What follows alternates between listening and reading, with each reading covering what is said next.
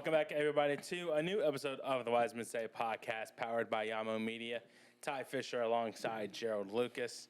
I kind of like this setup that we have here a little bit, you know? It actually looks a little more engaging. Yeah, I know, right? We actually added a camera. Instead of us looking like, we're about ready to come across the table and be like the New York Rangers and Blue Jackets fight the other night. Oh, dude. That was a beauty. That kid has got to fucking learn. He learned. I hope he learned against Matthew Olivier. That kid has got to learn. Because he said afterwards, that Olivier didn't land any punches. Bro, I saw the fucking black eye. But another episode of the Wisemen Podcast. Ty Fisher, Jerald Lucas, and what a way to kick off Christmas, huh? 1-0 win against Atlanta United. Should have been more, but it should have been more. It could have been more, honestly. It could have been more. It could have been like the 6-1, pouncing. Oh my God, yeah. Oh my God, yeah. Dissecting through that match is going to be fun here. Man, it's almost a tale of two halves. It could, yes. Right? Yeah. But man, just the energy, the emotion. Mm-hmm. What about first off, Tifo Sweat, y'all did a great job. I will commend them for that. That was actually really cool. I was expecting maybe one big one, but to have three of them that encompass, or I should say encapsulated. Whatever that word is. Encapsulated the 2023 MLS championship run and winning it. Those three Tifos were just mind-blowing. Yeah. So shout out to everybody that worked on them. Y'all did your damn thing. But pregame, the crew got their rings. Very, very nicely done by Jostens. I will say that. I got my high school class ring from them, okay? Jostens? Yes. They do good work, it looks like. Yes. They do good work. It was so funny. That morning, I woke up to an email from the communications department. It was like, hey, it was to me and Ralph, and hey, this, that I trust you guys with this, that you will not share with anybody or whatnot, blah, blah, blah. I need confirmation. I'm like, I agree. And I got sent the press release from Jostens, and at the bottom was the picture. Mm-hmm. And I'm like, oh, these are nice. These are so nice. That's why I was trying to find some place to work. Yeah. Because I had the story written, and I just needed to finish it. And like the email was like, if you're working the press box, this image cannot be up on your computer. I'm like, oh, fuck, now I got to find somewhere to go work. And I'm like, shit.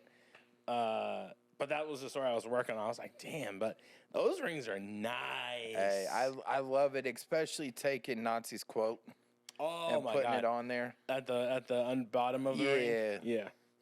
That was so good. Did you see how much the replicas are going for? No. They only made 96 of them. I did see that, yeah. 10,000. 10,000. Oh, my God. I mean, 10,000. But Jostens also did some other things for crew fans. Did they? They had something else, and they also had a dog tag. Oh, I would take a dog tag. The dog tag is actually not that expensive. Uh-huh. But, I mean, it's still something. Pricey. It's still something from Jostens. Yeah. If you can't get the replica ring, you could. There's a couple other things on there that I saw. There was like a necklace. Okay. And then you had the dog tag. The dog tag, I wouldn't go for the dog tag. Dog tag, I think, was right around maybe 200. Oh, that's not bad at all. 200-300, right around there. Yeah. That's not bad at all. It could have even been 125. I really didn't, but, just looking at everything, Jostens, just went all out. Yeah. And shouts out to them because that ring is just... That ring is nice. But getting to the game, the crew looked like the crew of last year. Yes. And I want to say, like I said, it's a tale of two halves, right? Yeah. The first half, I think it was adrenaline and emotions. That's, how you saw them come out, right? Mm-hmm. Not take it away from anything from the team and what they can do, but I just think with it being Christmas, first game of the season, you're getting your rings, you're seeing the banner, you know. You had a special tribute video, which you and me looked at each other, you know, when they did the Wisemen and all that, whoever it was. It belonged to the video. It did. It worked really well with the video. With that video, but if it was to be on something on a regular basis, I'm covering my ears. I'd much rather probably get to the stadium after that just so I can not hear it. Yeah, but it was just whoever was on the piano. She did it. It's nothing towards her, by the way. I think I can say this for both of us. Our is not towards her at all. It's not towards her skill, her ability to do that. She did great. Yes, she did great. Amazing. But it was for that video only. Yeah, if that was for the video only, by far that's 10 out of 10. I loved it. Yeah. But if it's on a regular basis, I'd much rather just probably wait until the team comes out or get to the press box when the national anthem starts. Yeah, but I mean, we're used to the Wellesley Arms, the Elvis, something up a little more upbeat with a little bit of tempo. Mm-hmm. But for that intro video encapsulating the playoff run, it went well with that. Correct. Hands down. You know, I remember seeing a tweet saying somebody asked, so, you know, we're playing funeral music now for Wisemen. You know. That's honestly what it, now, if it was to. Hell is Real, maybe. You read my mind. I could see that, but then you would have to throw in some bass. You know what I'm saying? Yeah. You would have to throw in some, you know, maybe a guitar. For like Hell is Real, right? Yeah. If she was to do Hell is Real, and you throw in, you know, a guitar and you throw in some drums on top of that piano, the way she was playing, oh, banger. That's a straight every year for Hell is Real. Yeah, banger, absolute banger. You know, because but I think we're partial to Wellesley Arms. We are, because we sort of got spoiled by them last year. We did, honestly, we did. We got spoiled by them, but anytime they perform, whether it's the national anthem or a song, crew are undefeated. So they are undefeated. Can we get 21 Pilots? Whoa! What a 21 Pilots Wellesley Arms collab on Wisemen say? Oh, wouldn't that be something? I mean, but can we get 21 Pilots to come in and do Wisemen? I'd be down for that. Or come in and do pregame song Heathens. I'd be down for that. Be down for that. Come and do Heathens and then go right into Wisemen. Mm-hmm. I mean, what better way? Because, you know, it's a local band, right? They're already on playlists for the Columbus Crew anyways, which, by the way, you could go to Apple Music and check out the Columbus Crew playlist. There's a bunch of hits on there that are bangers still to this day. Yeah. Shameless plug for Apple, which I love Apple. That's great. To the game itself, the Crew looked like the Crew of last year. They did, and I wrote in my article. I'm just waiting on it to get published. Yeah. You know, I had to restore my computer. I saw that. Was that from the spill? Yeah. So I wrote in there one of the notes of the first half. Besides, you know, the big, you know, we'll get to the big one, is the improved confidence of Jason. What was the big one? Cucho. Oh, okay. I was like, wait, in the first half. Okay, yeah. I was like, am I missing something else here? One of the things to take away, though, is the renewed confidence from Jason. Correct. You know, you saw the within the first 10 minutes, right? Mo was coming up that right. Jason coming up the middle. And he knew, they both knew exactly where to be. And when Mo, you know, sent that ball into the box, I'm like, here it comes. and you just see Jason just outstep. I can't remember who it was, but just outstep him and left foot. Oh, you're talking about that early chance? Yes. Did you know that on that play, somebody brought it up? I think it was Blake from MLS Gone Wild. 4 passes from box to box. No, I did not. I didn't. I think it was Camacho to Cucho. It was, I can't remember who it was, but it was 4 passes from box to box. So it went from the back to Cucho. To Farsi. 1, 2, 3. There was another pass before that, but it was something. There was one pass, then it was from the back line to Cucho to Farsi to Jason, from box to box. But that just showed Mo's speed, though. Like Mo, I remember seeing Mo get the ball and turned. Mm-hmm. Mo got the ball and it wasn't even that. Cucho played him a straight through ball. That's right. Yeah, it was Cucho that turned. Yeah, it was Cucho that received, because turned, and it went on his back. Nah, I think that was the one where the ball went on Cucho's back. It was one of those texts where he had the ball and somehow it got up and he did the turn, rolled on his back, came forward, looked like he was about to go to the ground. He got the ball. I believe that was on that one. I have to go back and watch it. Yeah, I'm probably going to go watch it tonight, honestly. Nonetheless, if it's working now. Apple's not working? I tried to do the full playback and it wouldn't work. Really? Yeah. But nonetheless, though, Mo connected with Jason for that Cappy connection, right? And that was a left-footed shot that Jason is used to. And I tell you what, it wasn't that far off from going in. I got it here. Oh, you got the full replay now? Yeah, it's still pulled up on my thing. But I really believe that was that before or after Aiden's yellow?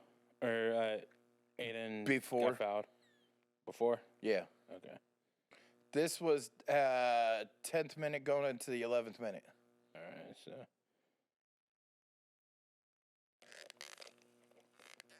But okay. Camacho to Rossi to Cucho to Farsi to... So 5 passes. No, 4. 4 passes and a shot.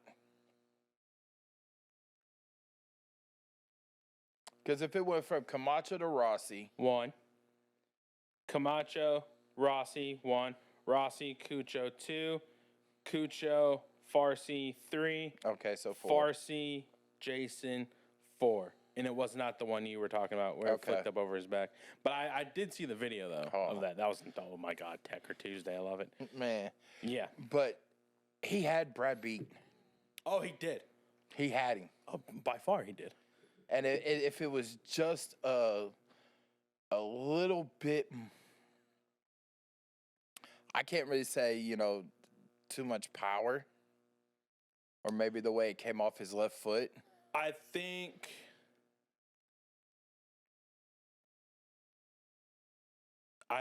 placement off his foot.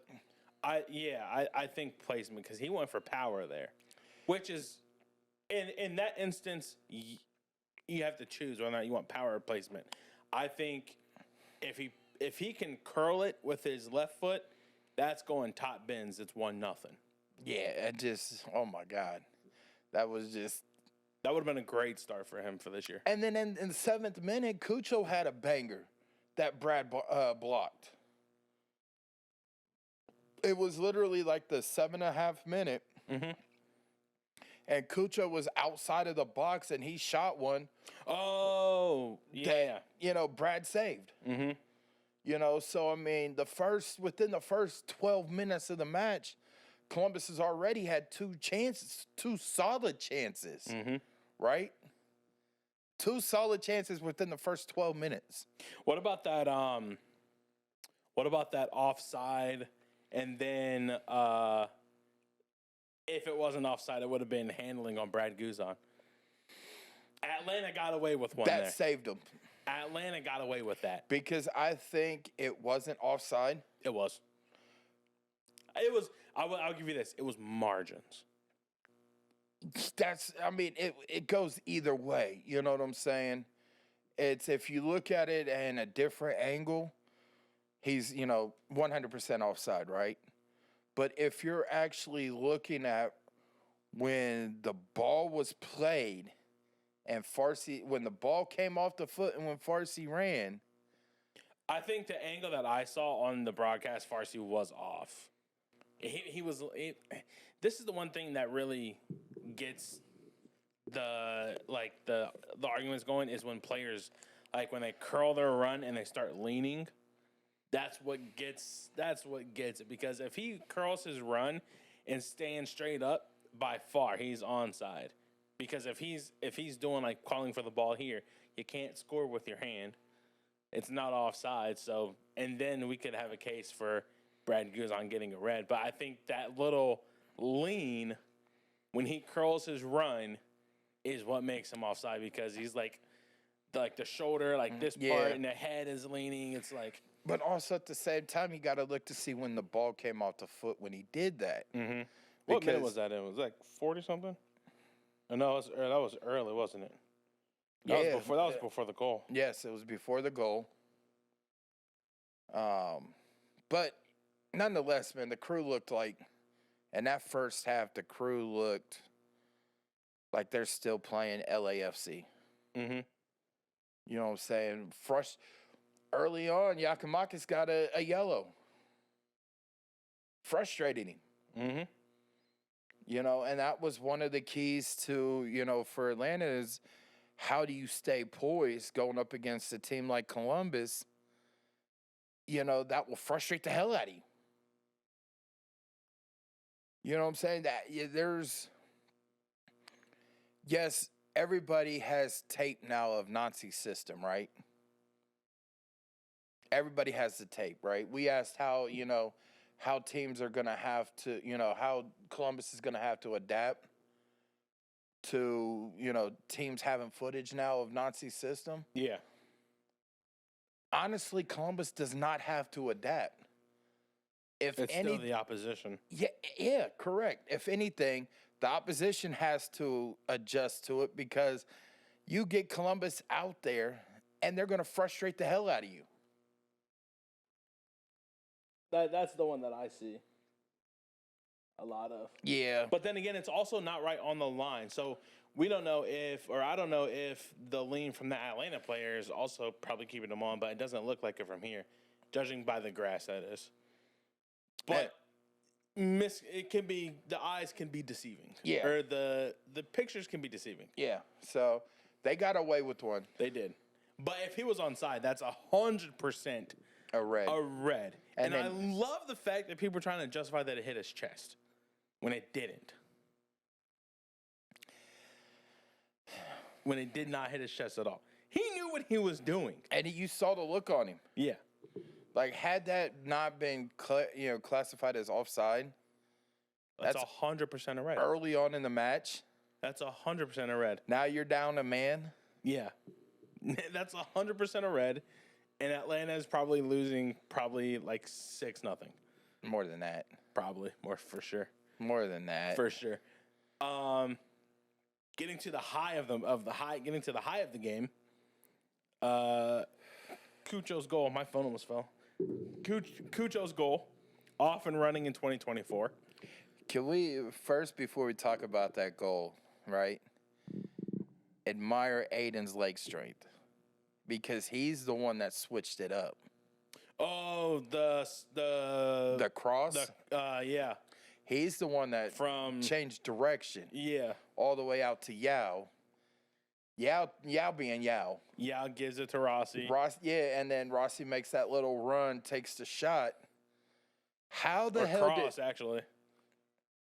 Because he was outside and but Brad had to save it. Yeah. Mm-hmm. How the hell did Atlanta leave Cucho unmarked? Tell me that. The same reason why FC Cincinnati left Cucho unmarked in the Eastern Conference Final last year. You can't. If Atlanta needed to learn anything, it was to not leave Cucho unmarked. They should have watched the Eastern Conference Final and be like, okay, so he's going to be at the back post at all times when the ball's coming from the left-hand side. So we need to have somebody on the back post. They did not. They did not. I mean, because Atlanta still does not know how to freaking play against Columbus. Gonzalo Pineda has zero idea what to do against Columbus. Zero idea.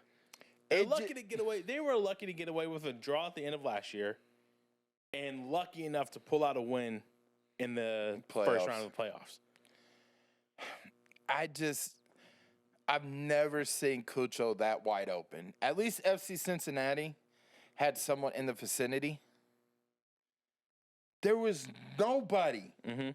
Cucho out there singing, I'm all by myself, and that shot by Rossi, and Brad could have did a little more on that. Guzan could have done a little more on trying to control that ball. Coulda, shoulda, woulda. But and you could see the look on Guzan's face as soon as it got away from him and he saw who was standing there. And he's already on the ground, so there's no way for him to hurry up and jump. Yeah. The best he could do is like sort of lean up. Yeah. An attempt. And I mean, the rest is history. It goes from Rossi sending it towards one back post to Cucho sending it back to the other back post. Across into the back of the net. And he just picked up where he left off. Mm-hmm.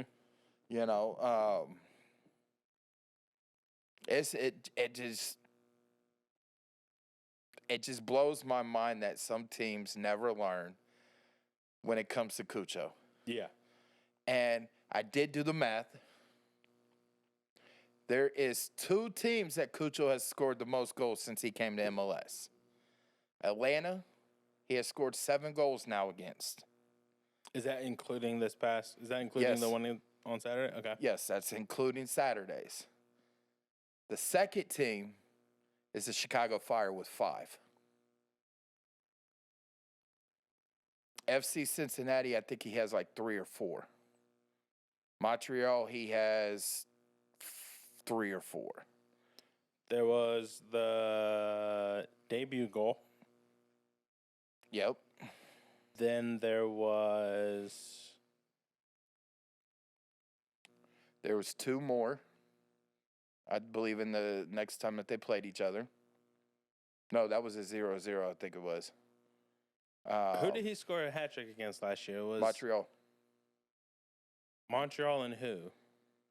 Chicago? Yes. So there's 4.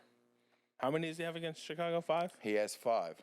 There has to be something. There has to be another one between 22 and 23. He scored in the one with Lucas. With Lucas's long one. Oh, yeah. Yep, you're right. Because they won 2-1. Yeah. What, did they even count that? I thought they counted that as an own goal. They counted it for Cucho? Okay, yep. All right, yep, you're absolutely right. I forgot about that. That was early on in the second half, too. Early on in the second half. But he has 5 goals against Chicago, 7 against Atlanta. Okay. At least 3 against Montreal. Yeah, he's scored a hat trick against Montreal. 3 against... 4. He has 4 against Montreal.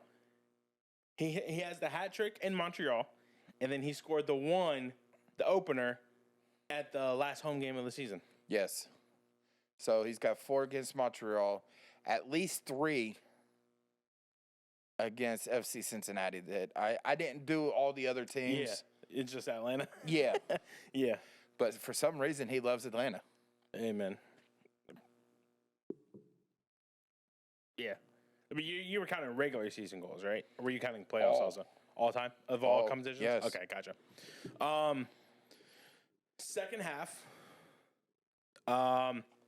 Not even a full minute into the second half was there, and this is going to lead into another. I forgot to bring up another conversation point that we need to do. Second half, not even a full minute into the second half. This is a possible red card shout, which I go back and looking at it. It's a yellow, but Farsi gets taken down inside the box, penalty kick. Well, that was in the 51st minute. No. Yes, it was. No, I watched it. I went back and watched it. I looked at all the stats from MLS. I promise you, it happens. It happens not even a full minute. I promise because you. the 46th minute of the second half, Giakoumakis had a right-footed shot that went right of the goal. I could have sworn when I looked at it, it was like 45 something. Or maybe it was 40. Oh wait, yeah. There's the goal. There's the shot. It was in the 51st minute. No. 46th minute. 47th actually. 40. It's Well, then 46. 45. Sorry. So there's this is the replay of the shot. The replay of the shot. Farsi's on the break. 45-55 is when Farsi gets taken down inside the box. When the penalty kick is taken, it's the 51st. Well, they need to update their stats. But to get back onto the point, Farsi gets taken down inside the box.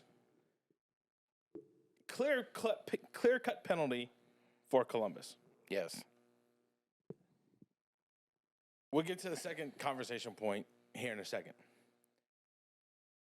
You went to media availability today. Mm-hmm. What's the update on Farsi? Nothing broken, nothing torn. Believe it was from what, listening to Coach Nancy. But you can hear it yourself, on our Spotify. Like a severe sprain. He's day-to-day right now. Mm-hmm. Don't know when he'll be back. But they're monitoring, the pain, how he's handling everything. He wasn't out on the training pitch. So that shows that he was off somewhere inside, doing some rehab on it. But they are monitoring him right now for day-to-day. What is the likelihood that Farsi starts on Saturday against Minnesota? It's not happening. I can see that. We probably won't see him for maybe a couple weeks. Mm-hmm. To completely, if they want to do it correct, which Nazi does, you're probably looking about 4 weeks. Sounds about right. To do the rehab, to give all the resting. Mm-hmm. To let everything heal. Yeah. And not force him back out there just yet. Yeah. It's honestly like a 4 to 6 week thing, honestly, when it comes to the ankles. Yeah. Ankles are probably the second or third worst injury you can get. I say it's the first. But worse than an ACL? Yes. Really? Yes. Because you got to take a look at, having a torn ACL or a strained MCL or partially torn your knee ligaments. Mm-hmm. Yes, those are pretty bad. But what supports you? Fair. What supports you the most? That's a good analysis. Your ankles, your feet. That's a good analysis. So if those are fucked up, mm-hmm. your knees are going to hurt worse because that's what's supporting your body weight. Right. So in my opinion, ankles are the worst ones because you have to walk. Yeah. With your knee, you can sit there, hobble along on with crutches or get it immobilized in a brace. Mm-hmm. you know, and you could sort of walk on it, but still with crutches. To where an ankle, you're fucked. You're on a scooter. You're in a boot. Trust me, I know. I had surgery. Mm-hmm. You know, so I mean, ankles and foot injuries to me are the worst ones because that's what holds your weight up. Right. Now the second conversation point is I have a buddy who's an official, who's a referee. And he said, quote, the replacement refs haven't been that bad from the games I've seen. That's verbatim. Can I just say that our game on Saturday, let me preface this first of all. Where's the camera? Let me preface this first of all, okay? All of these replacement referees are probably great officials. In their respective leagues. Yes. In their respective leagues of, you know, USL Championship, college, whatever, wherever their highest Academy. Degree of officiating is. They're probably great. But they are not up for the task or the demand that MLS has. They just aren't. Because if I read this correctly, they weren't even given a fitness test. Oh my God. They weren't even given a fitness test. Were they given an IQ test? From what I've read, they were qualified because they had their national refs. They have, you know, what it takes to be officials. Well, That's it. Apparently the ref in the LA Galaxy Miami one, he's a DJ. That was a topic of discussion in this MLS group chat that I'm in, was that he's a DJ, and I literally laughed my ass off. It's true. He's literally a DJ Yeah. that has a coaching license or a referee license, and his name got called. But needless to say, our match Saturday was a complete clusterfuck. I'd take that over the Boyko. They make Sergi Boyko look good. Honestly. Yeah, I can't. But here's the thing, though. On that particular play, right? On that particular play, if the AR spots a foul, it's arm up, wiggle a flag to signal a foul. He just goes and puts the flag up. So now he's calling offside. Mm-hmm. Which is why it took so long for this whole thing to freaking... The shenanigans? Yeah. Because now it goes, okay, foul inside the box, on-field decision is a penalty, AR signals offside, so now it's no penalty, offside. Now you got players in a frenzy. Now you have crew players in a frenzy because it's a penalty. Atlanta saying, no, it's offside, da-da-da-da-da. Then you have VAR Mark Geiger, who is Pro's general manager, in our referee's ear, checking because, hang on, let's check and see if he's actually offside. And he wasn't. Okay.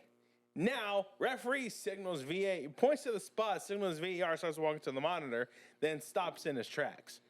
And I'm sitting there like, what is happening right now? I'm confused. I was more confused in this match than I was when Boyko had Columbus NYCFC and there was hella red cards handed out. I was more confused. And I'm sitting there like, okay. He points to the spot, signals VAR, goes to monitor, and stops in his tracks. I have somebody behind me say he was off. The call on the field was offside. The call on the field was a penalty kick. Yeah, that was Atlanta. Somebody from Atlanta. I'm like, is that confirmed? Notice he didn't say anything to me. I was like, is that confirmed that it was offside? Because they're still talking down there. Yeah. I mean, honestly, the way that a foul like that, it is a yellow, but it has to me, that was egregious. You're pulling somebody down behind for like that, almost like a horse collar. I don't think he got pulled. I think he just got forearm shoved in the back. Nah, he got also. If you go back and you look at it, the way that he went down, that was a pull. It wasn't no forearm. Because the way that he got tangled up and how his ankle. Can I just say something real quick? Brooks Lennon is a douchebag. Man. Brooks Lennon is a douchebag. But if you go back and you look at it, he gets pulled down. The way that he got tangled up and the way his ankle was rolled up on, to me, that's a red card. I'm sorry. You know, people could say it's just a straight yellow. I say it's a red the way that he got pulled. So he's onside there. Oh, okay. Who was that? Caleb Wiley? Yeah. Or no, it was Gregerson. No, yeah, it was. The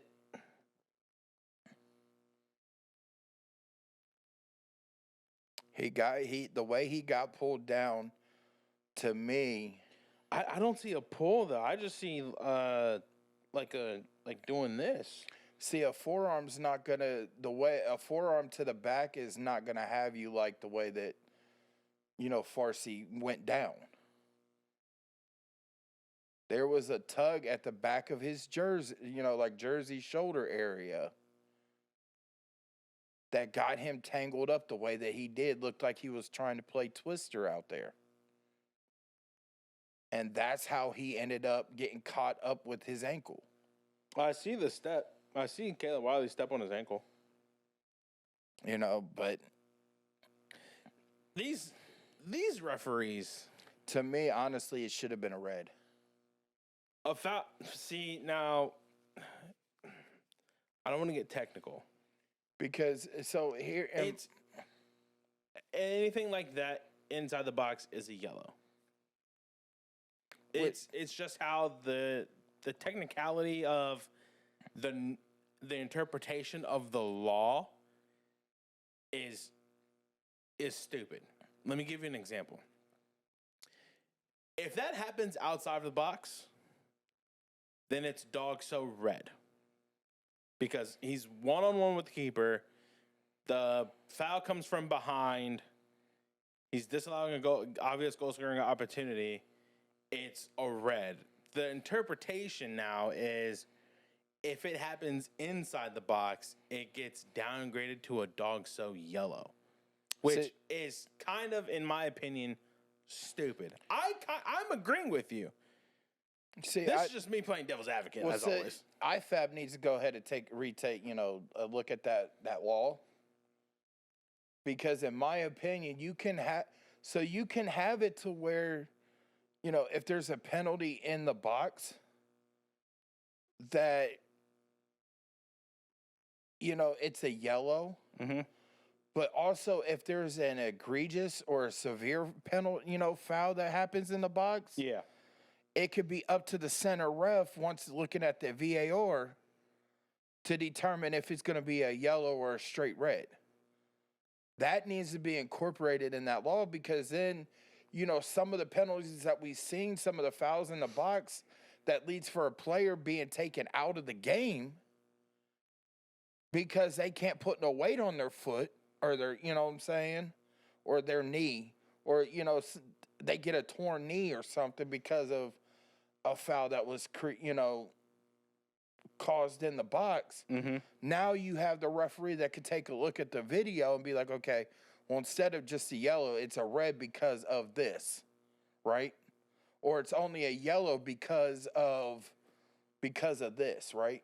You're given that choice now in the box.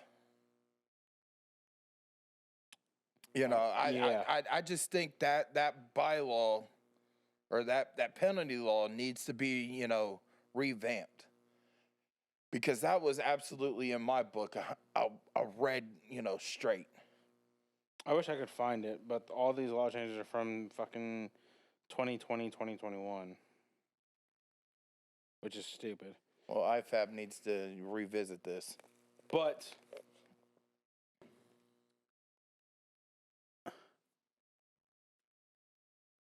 I want pro back. I want the referees back.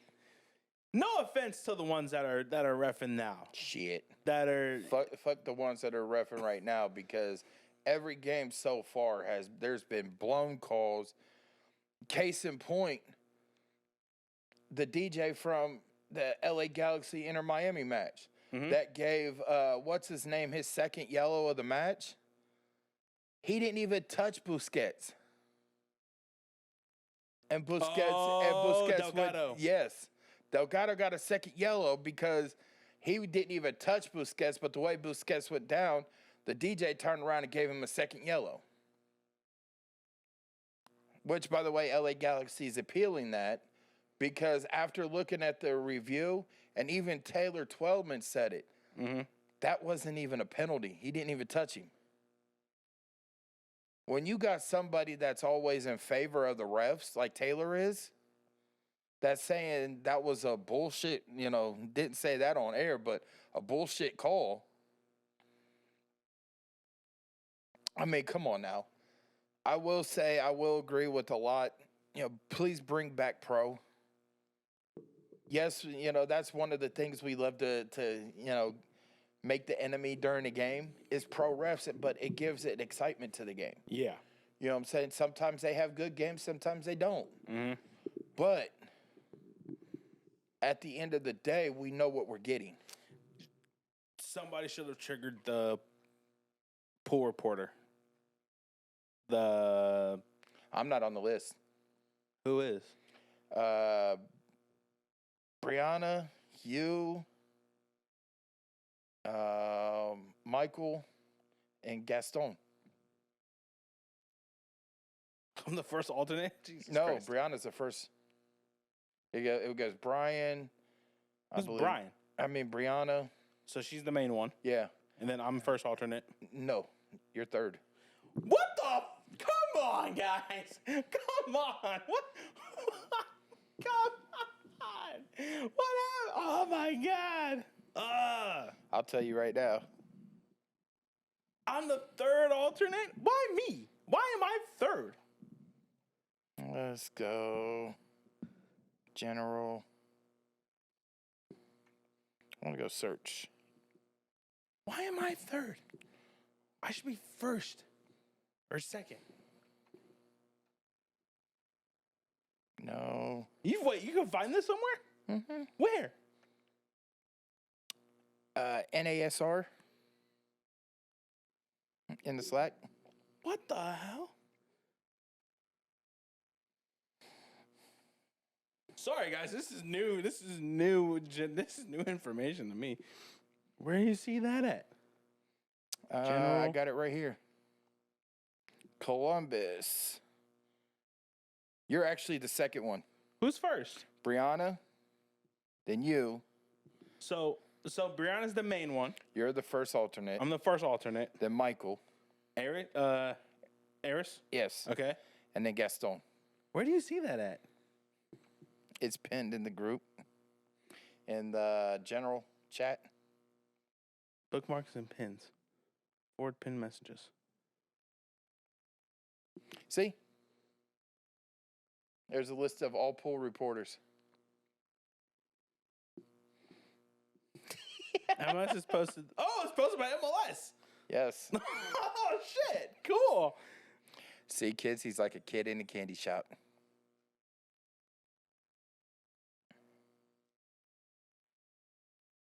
Yes, so they got the list. Wow, okay. I'm not on it. Oh, wow. I don't know why, for some reason, I don't know. Anyway, I guess we could just sum up the second half by saying that nothing really happened. They killed the game off. Finally. They did. They About damn time. they killed a game off in a 1-0 match. Yeah. Shout out to all 20,406 fans that braved the cold on Saturday. It was cold as shit. It was. We got a white Christmas. Yeah. Literally. We got a white Christmas. Literally. But did you see the memes going around after the game? Mm-mm. Asking Atlanta, how does it feel to lose to Charlie Brown? Bro, Fox Soccer posted that shit. Fox Soccer posted that, and I said, oh my God, from Fox Soccer. That is mental. I said, oh shit. I mean, Fox Soccer's leaning into it now. I mean, everybody is. Yeah, as they should. And, I posted, somebody was talking about the kids. I posted in Go ahead. NASR right in the Slack, right? Talking about, somebody said something about Columbus's kit. I said, I need to start looking at this. Hey, we got the Charlie Brown kit. I mean, when somebody was like, well, when you win a championship, you earn the right to wear, have a Charlie Brown kit. Mm-hmm. I mean, everybody is leaning into it, which I mean, as they should. I didn't think I was gonna like it, but after seeing it in person and actually holding, looking at it, with my hands, just looking at it, mm-hmm. I like it because the centerpiece is almost supposed to look like the state of Ohio. And then I can see that. Have the ribbon out, right? That's what it looks like to me. Almost like the center is the state of Ohio, and then it has the heartbeat, as part of like a heartbeat of the state. You know what I'm saying? Mm-hmm. So, I mean, I love it, honestly. Now, next year's kit. It's the 30th season. I wonder what their if they would do a throwback. Because, ladies and gentlemen, if you go onto my Twitter, on my personal Twitter, you'll see I posted a picture of the original 10 teams that I saw at the doctor's office. It was a pin set. So it had the Colorado Rapids one on there, and I sort of missed that logo. I don't know if you remember seeing what it was before when they first came out. The Rapids? Yes.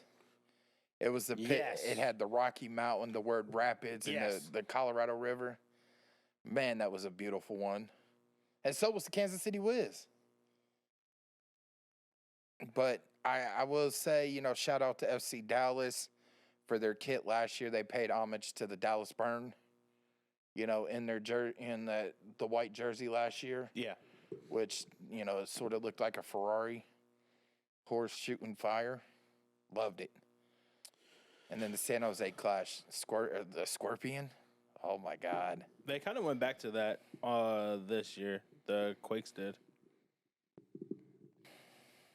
They went back to like their 70s logo. Looking ahead now, Columbus, Minnesota, Saturday, 2 p.m. I thought was a evening game, but it's not. So that frees up my whole Saturday afternoon. You gonna go to the Mall America? Huh? You gonna go to the Mall America? If it's close to where I'm staying, I just might, honestly. Might go see if there's a Minnesota shop there and get something. I don't know. But Saturday, Minnesota, 2 o'clock Eastern, 1 p.m. Central. I'll be there. Huh? I'll be there. Braving the cold yet again. What are you looking forward to this match? Both teams come out with a win. They sit third in their respective conference. Oh, how I loved that win that they had over Austin. Oh, yeah. Loved it. What I'm looking forward to is they've changed up from last year, their system. Because I did ask Nancy today if he broke down the film from last year. Mm-hmm. And he said I did, but I turned it off after 5 minutes. The The Minnesota Austin game no, Minnesota Columbus of Leagues Cup. oh man, yeah. Wait, who said that? Nazi. He said that today? Yeah. He said I started watching but turned it off after 5 minutes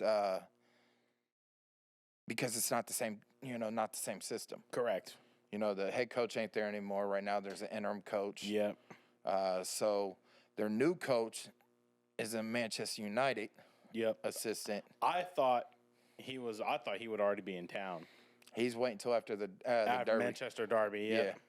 So he's going to be watching, Yeah. to see how the players are, what, who he might need to, get rid of, who he can rely on, things like that, which is good. But so far they've bought into the interim manager right now. But Nazi said it looks like they're running a 4-3-3. Okay. So I don't think too many teams played last year against Columbus in a 4-3-3. None that I can think of. This is going to be a little bit of a challenge for Columbus in the way that Nazi runs, but I don't see too much. As you know, Will Trapp did get re-signed, so I believe he is still the captain. I think he is.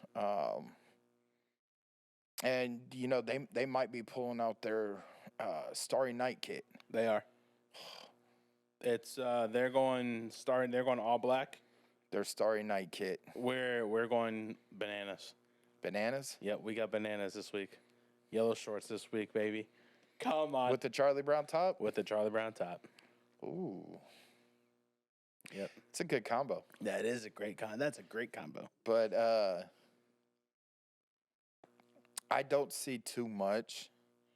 God, I can't remember who one of their. You got Timo Pukki. It's a Pookie party. Yeah.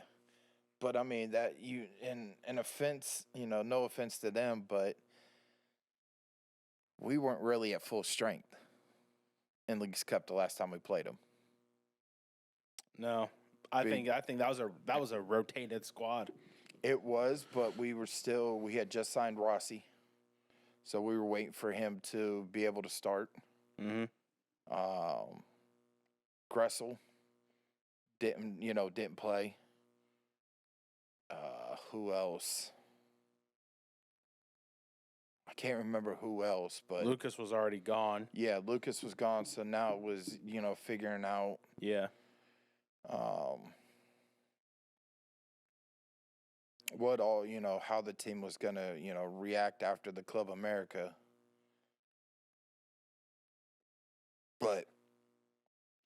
And then also, too, the team was starting to come around in Nazi system. Yeah.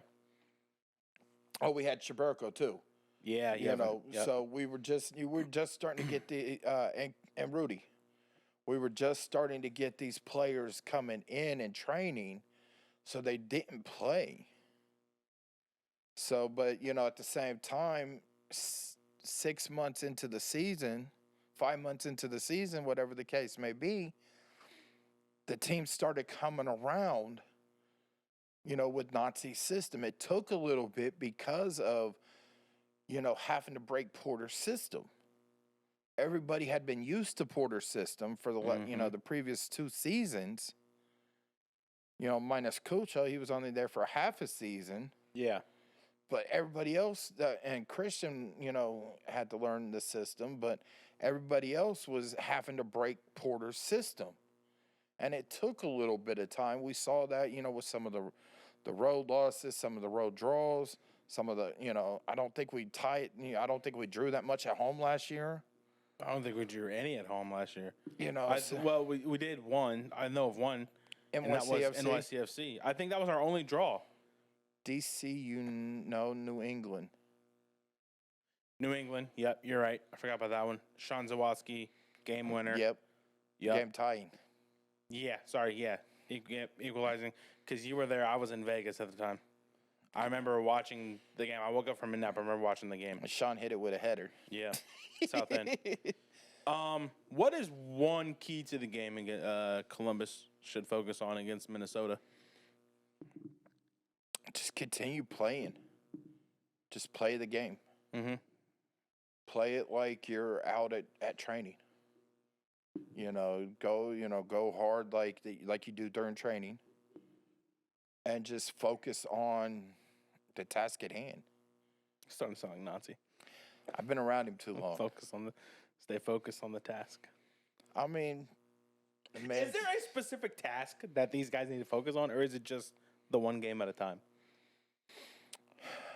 I mean, normally it's just the one game at a time, but individually you can look at it as focus on what I have to do with the ball and without the ball. Right. The awareness, around you at all times, focus on that.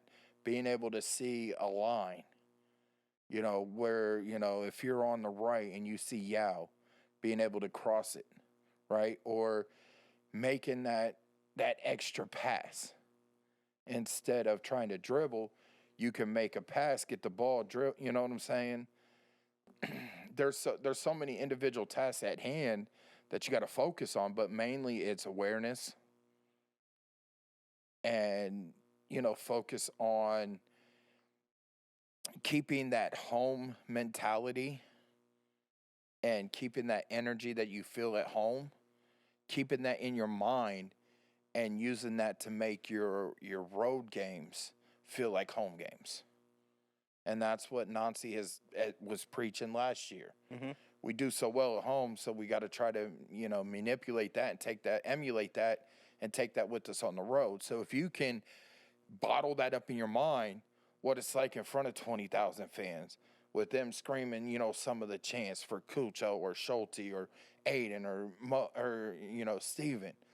If you could keep those in your mind and you remember that emotion that you feel, right, that emotion that you get when you're playing in front of your fans, if you can bottle that up and put that in your mind and go out on the road and emulate that, yeah, the world is yours. 1 o'clock Central, 2 o'clock p.m. Eastern Time. MLS Season Pass on Apple TV. That game is being streamed for the next 9 years. Tyler Terrence, Kendra De St. Aubin on the call. Damn, why can't we get Neil? Neil is in Montreal, maybe? I don't know. Next up, Crew learned. Oh. Crew, don't jump the gun now. Crew learned their round of 16 CONCACAF Champions Cup opponents. It is the Houston Dynamo. First leg is Tuesday, March 6th. Wednesday, March 6th. No, Tuesday. It's on a Wednesday. Why did it say Tuesday?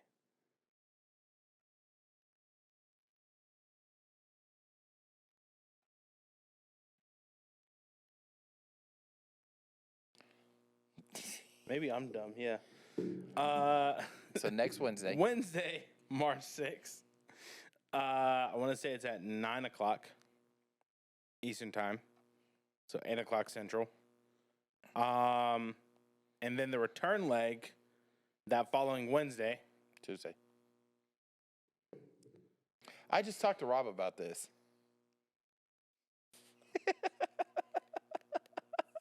Fuck, dude.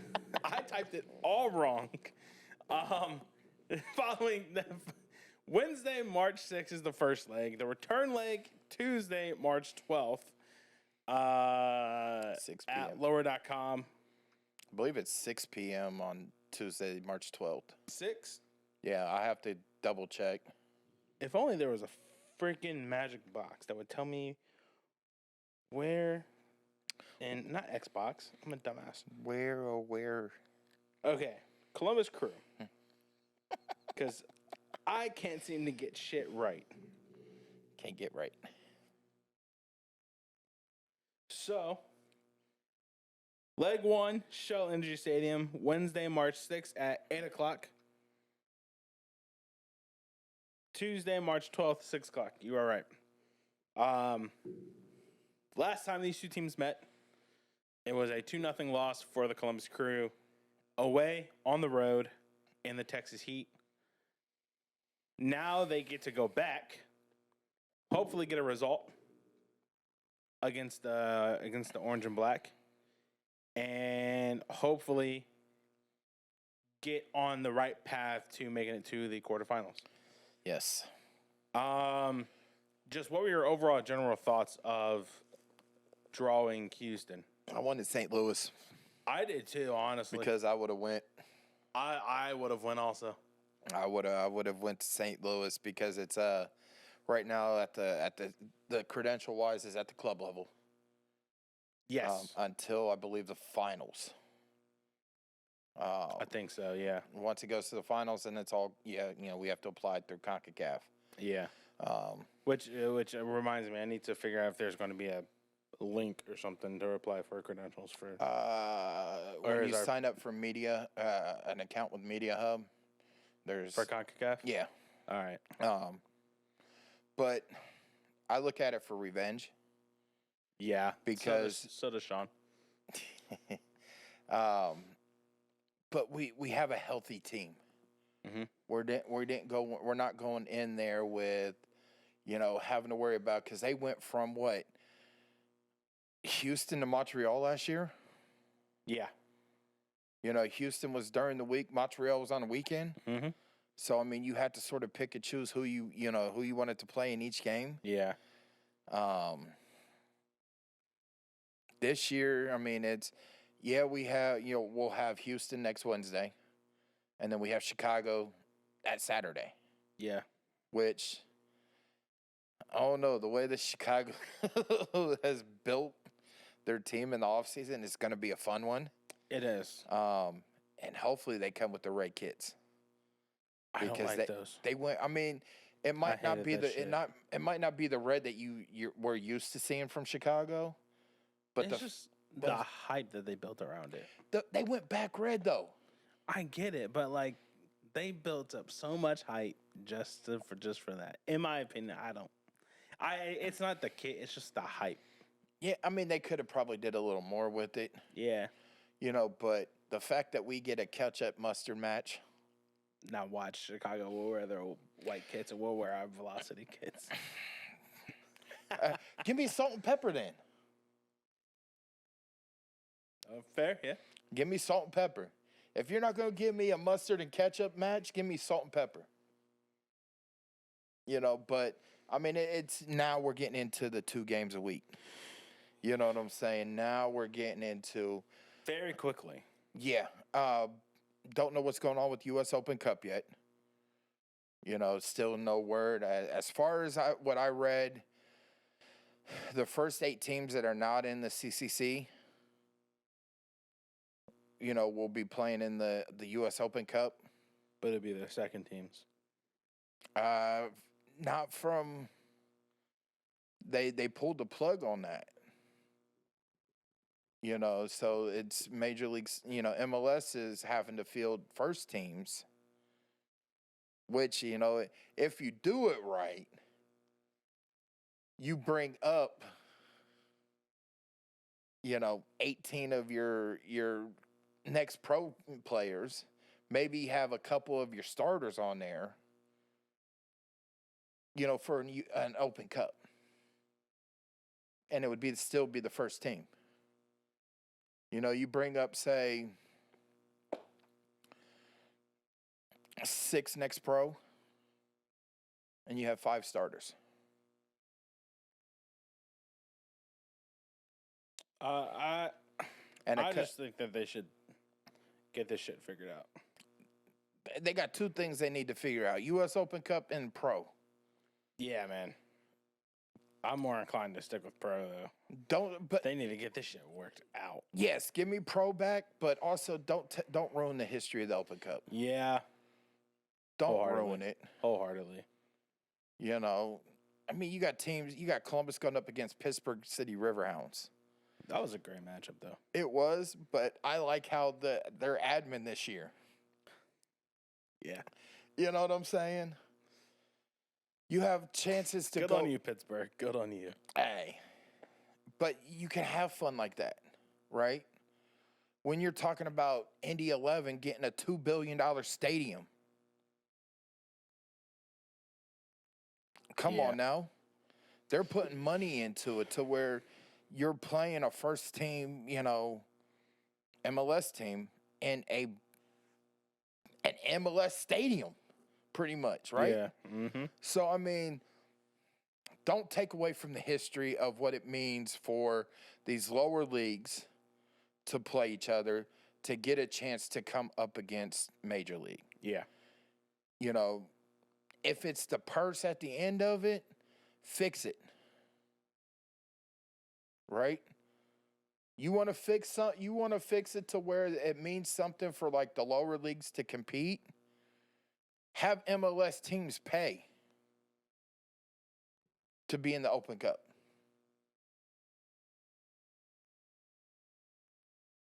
There's 28 active teams right now?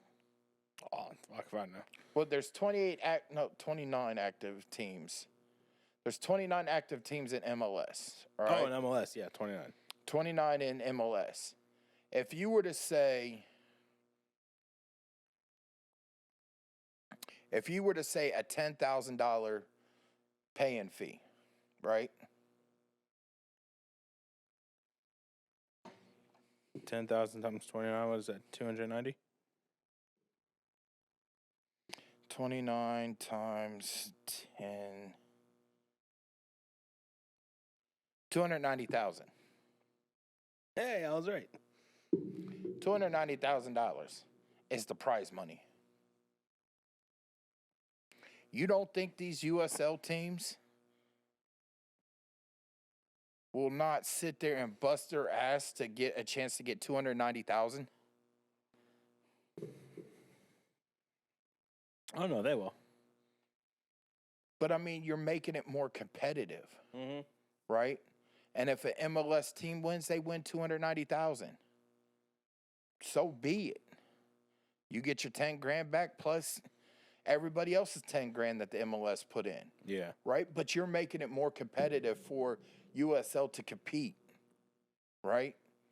You're not only putting on the line a chance into the CCC, but it's a bigger prize.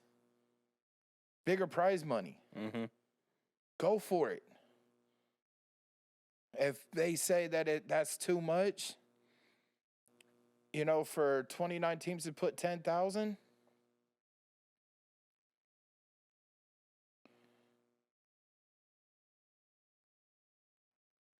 you could do. I mean, it's still low. I mean, $29,000 if every team did 1,000. Yeah. But if every team did 5,000, it's 145,000. That, you could say 45 goes to the USL if a USL team wins the Open Cup, and 100,000 goes to the team. Mm-hmm. Now the league is getting money. USL is putting it back into for the league, but now that team is getting 100,000. Whichever USL, right? So, I mean, there's different ways that they can make it more competitive. But also at the same time, I think MLS teams should have the choice, right? Of playing? Of playing. I think so. But if they have the choice, right, here's the thing. You want to opt out of playing in the US Open Cup, pay $5,000.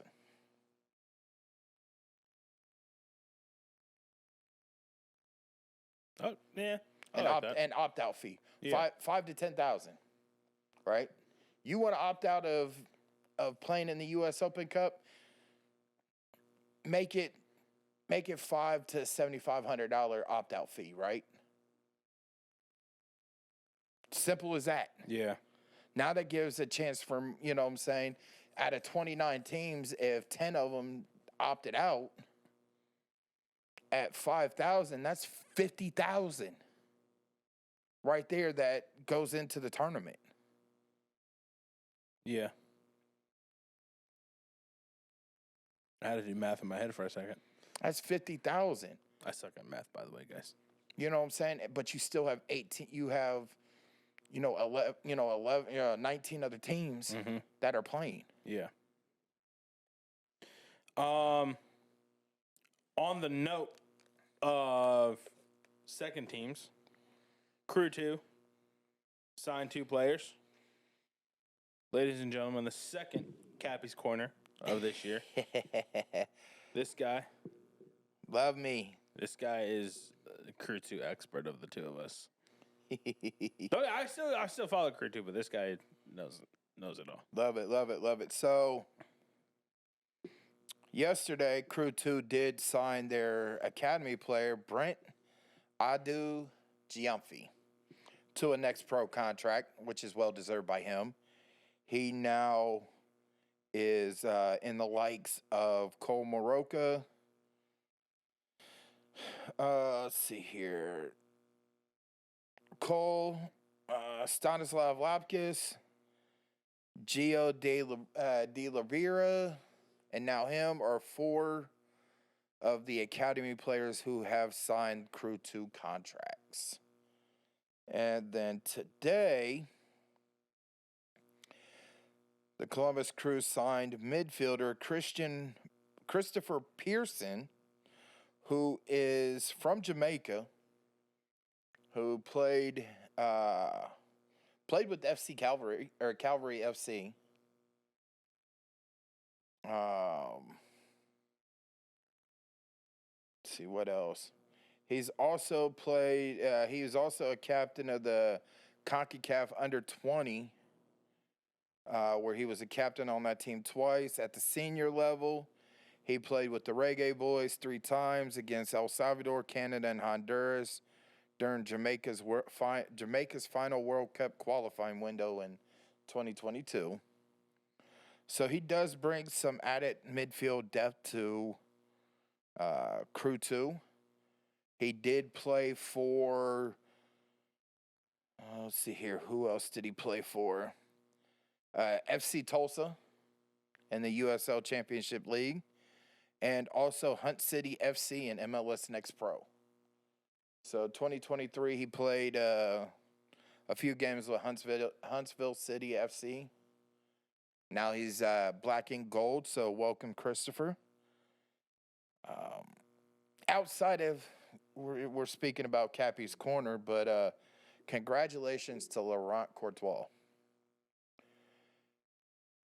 Not only did they draw against Orlando, 48 hours after that, he became an American citizen. So shout out to him.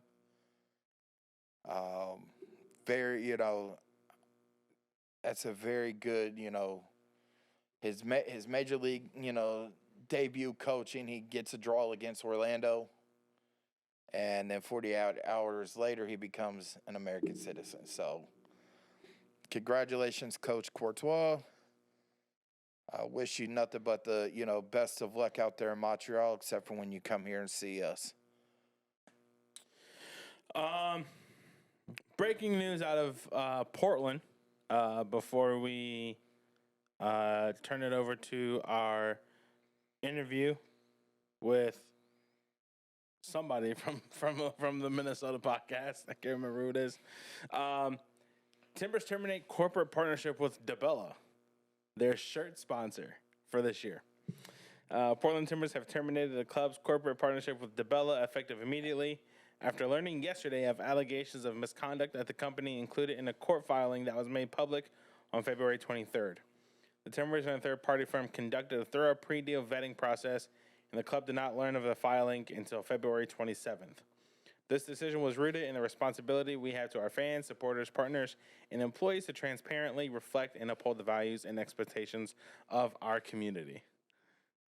Alrighty then. So Portland Timbers is now without a shirt sponsor.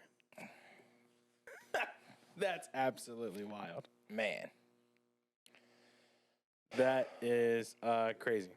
Anything else before we head to break? Got this touch on that EPL rumor that. Yeah, go ahead. So, De Bruyne from Man City, right, wants to come to the MLS. I know we talked a little bit before we came on air. Where would he best be fitted? Not Columbus. If not Columbus, then where? Miami. They don't have the room. Their roster compliant right now. Who would they have to give up to bring him in? Robbie Taylor's still on the chopping block. Okay. Robbie Taylor's one of their, key players. Yeah, I still like Robbie Taylor to NYCFC. Just saying. All right, let me be serious here for a second. What team needs a midfielder like Kevin De Bruyne? Right? Atlanta. That is if they get rid of Thiago Almada. Which, I mean, it's still leaning towards. Yeah.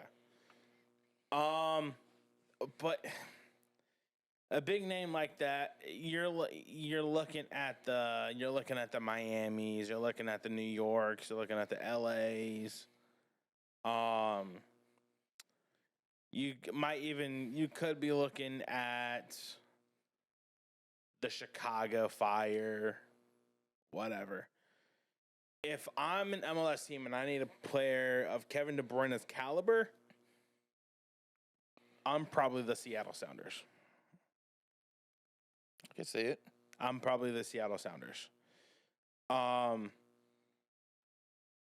mean, let's just be honest. They're getting old. The Sounders, they lose Nico Ladero. Rui Diaz got hurt against LAFC opening week. I think De Bruyne's veteran, higher soccer IQ could help Pedro de la Vega and be better. Granted, De Bruyne has no MLS experience. I don't think De La Vega has any EPL experience, but Kevin De Bruyne has an IQ that is exceptional anywhere in MLS. I think Kevin could complement De La Vega if just like he complements Erling Haaland right now. Right? Yeah. So if I'm an MLS team and I'm looking at Kevin De Bruyne, I'm probably the Seattle Sounders. None of the Canadian teams? No. Not even Portland? No. Kansas City? No. Dallas? Nope. Austin? Nope. Houston? You're going to go through every MLS team. I'm going to say no except for the Seattle Sounders. I just think it's every team you just listed has a midfielder pairing that works for them. Seattle is getting older, but they also don't have a very solid midfield pairing, in my opinion, if at all. Okay. I think the veteran presence of De Bruyne is the key, right? If Seattle wants to get younger with the start of Pedro de la Vega, why not have somebody who Kevin De Bruyne has probably one of the top IQs in soccer in general. Let's just throw that out there right now.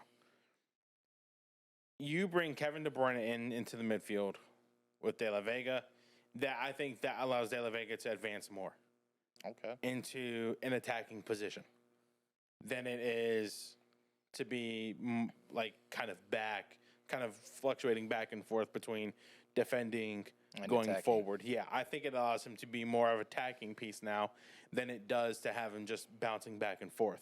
Where Kevin can just stay central and then drop back if needed into like a CDM spot, a CDM spot. I think that's the team. If he comes to MLS, I think Seattle is the team that makes the push. That should make the push, I should say. Huh? Although I am not opposed to Kevin De Bruyne coming to Columbus.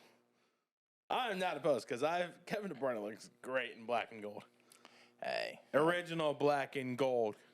The one and only black and gold. Looking at you, LAFC fans. The original black and gold. Yeah, that would be outside of Columbus. Seattle does seem like the good fit, other than Atlanta, right? Yes, I think if you put him down there with Atlanta with some of the pieces that they got now, I think that opens up Giakoumakis. It opens up, some of the other players. If he was down there. Yeah. Because I know Amada really wants to go overseas. Yeah. It's a no-brainer, right? It just, we'll just have to wait and see for the summer window. Any final thoughts before we go to this interview? No. Coming up here on the Wisemen Podcast, Connor and David from the Loonacy Podcast. It's a fan podcast covering Minnesota United and Minnesota craft beer and spirits. Ooh. They will be helping us preview Minnesota. I was about to say Atlanta. Minnesota United versus Columbus this Saturday from Allianz Field. Ty Fisher alongside Jerald Lucas. This has been the Wisemen Podcast. We'll be right back after this.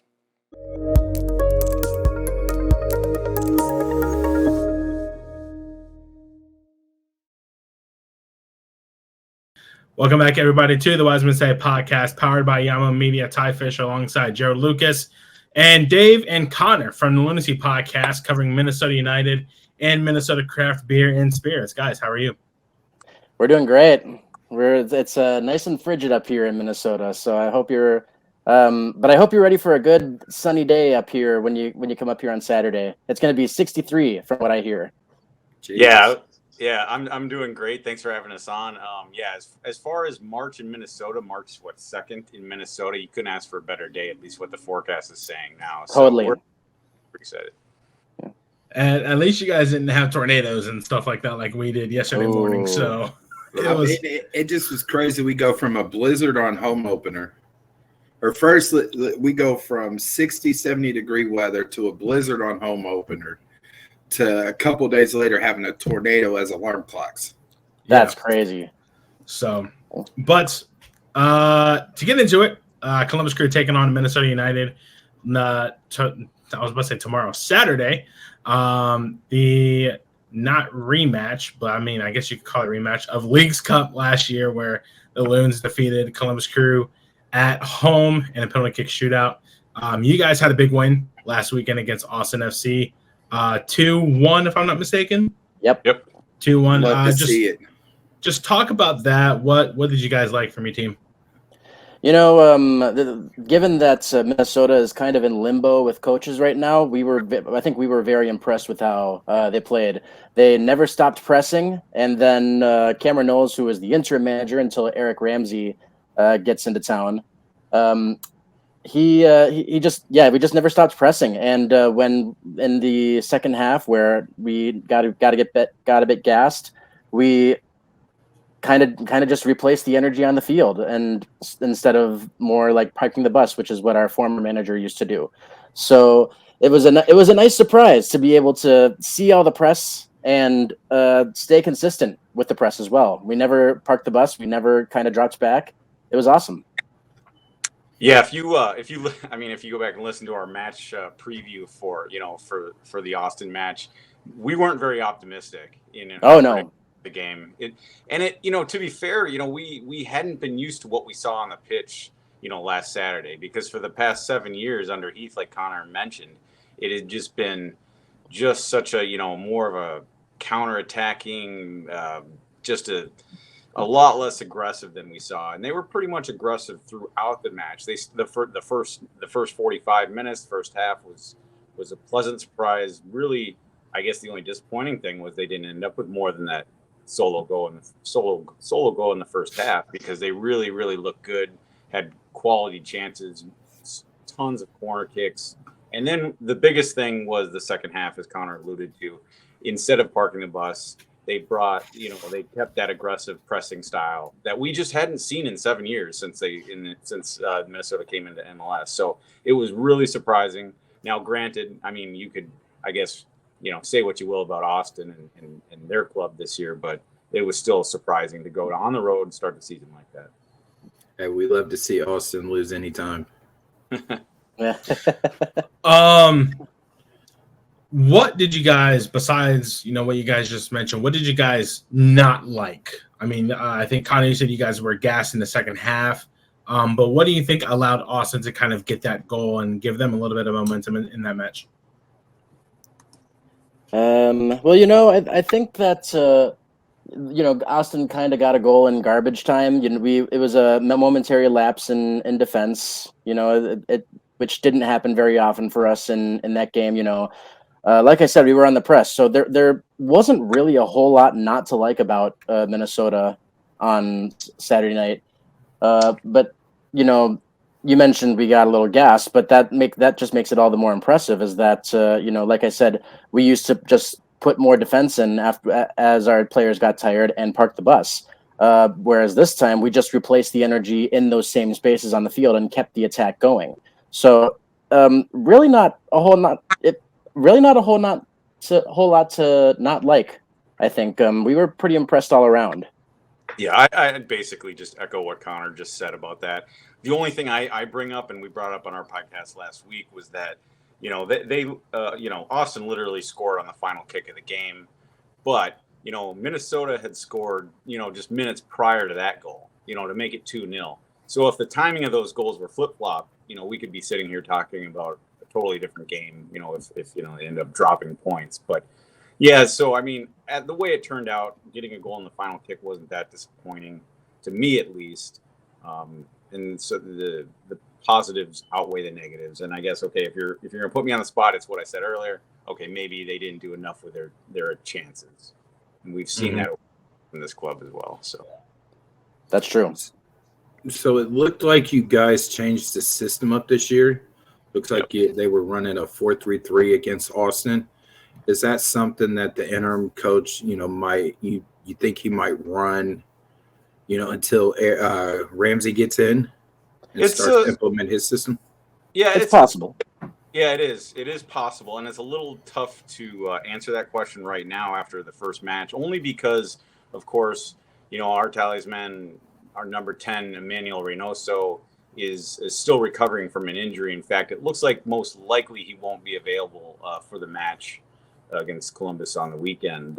So without him in that traditional 10 spot, I expect to see the 4-3-3 continue, although I can't say that's going to continue throughout the season. We'll just have to see what Ramsey does when he gets here. So it'll be a little interesting.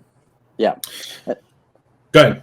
It sounds to me, if you know Minnesota soccer too, you would know that in the past the 4-3-3 has never really worked out well for Minnesota either. So it was a nice surprise to get the win with 4-3-3, while keeping that press up. So we've said it many times in our podcast where if it ain't broke, don't fix it. So we think that as long as it works, just stay with it until it doesn't. And so we hope that Cameron Knowles will put on that same system on Saturday, and it'll, Columbus obviously being a much better team than Austin, but it'll be very interesting to see a new system in place with the interim. Before we move on, I just want to say, what was I've seen a lot of things, but what was the main reason for firing Adrian in the first place? I think it was just time. It's Adrian Heath had always kind of, like, for the past pretty much ever since the year that the Loons made the Western Conference Final in 2020. Adrian Heath had coached the Loons to basically back their way into the playoffs. They would always make the playoffs, but would never go further than the first round, and they would be very streaky and very inconsistent as well. which, after a few years of that, it's not good enough for Loon faithful, and it's not good enough for the front office. So I think we want to see less of getting into the playoffs and losing in the first round, and more of making a far run, which we're hoping that Eric Ramsey will be able to do. Yep. And I think quite frankly, other than there's a few exceptions, but 7 years, that's a long time to be a coach in any professional sport, including the MLS. And so, time to move on. Yes, and I think it probably started with. It's hard to say because we're not inside these closed door meetings, but I'm assuming it probably started with the new, as of a couple of years ago, the CEO of Minnesota United, Sherry Ballard. I think she had a vision of the club, to get a little more youthful, throughout. I think they put priority on developing, the academy, developing the youth soccer around here, and I think Adrian Heath, he's much more old school. Credit to him for guiding this club to the playoffs for 4 straight years. But yeah, it just wasn't enough. And then I think last year kind of put the exclamation point on the season when, after kind of a slow start, they had a nice run, and then just kind of really, really stumbled down the stretch, even with their best player, Emmanuel Reynoso, coming back. Other than a couple key injuries like in Robin Lod. They had a solid team, but they just tactically they weren't. It wasn't fresh. It wasn't working. It was the same old, and I think it was just people were just ready to move on. And the firing was odd in my mind, but because they fired Adrian Heath with 2 games to go in the season, maybe they would provide a spark. Because at that moment they were right on the playoff line. They had a chance. Maybe they were just hoping for that spark with that firing that sometimes tends to happen. But also I was thinking, I was kind of expecting, well, they're doing this because they want to get a jump on finding a new coach. And it had taken months and months and months to finally land on it. Now, what we learned now recently is that they apparently cast a wide net, and they had an extensive search for a new coach, which kind of surprised me. I kind of thought maybe it would take a while into the season. So, yeah, that's part of it. What do you think Ramsey brings to, or what will he bring to the club to kind of make Minnesota kind of contend for a playoff spot, if not MLS Cup in the future? Well, from what I hear, he wants to play very aggressively, as we did against Austin on Saturday. So I think he'll bring, he's only 32 years old, so he wants the team to be active. And, for someone who is only 32 years old, he's got a very impressive resume, being from Manchester United. He's played with Chelsea. He's coached with Chelsea. He's coached with the Welsh national team. And so, I think we're just very excited about the potential. Not a lot is known about what's going to happen because this is his first head coaching job. I think that, all of the Minnesota faithful is pretty optimistic about what he's going to bring to the team. We just don't quite have a vision for that yet.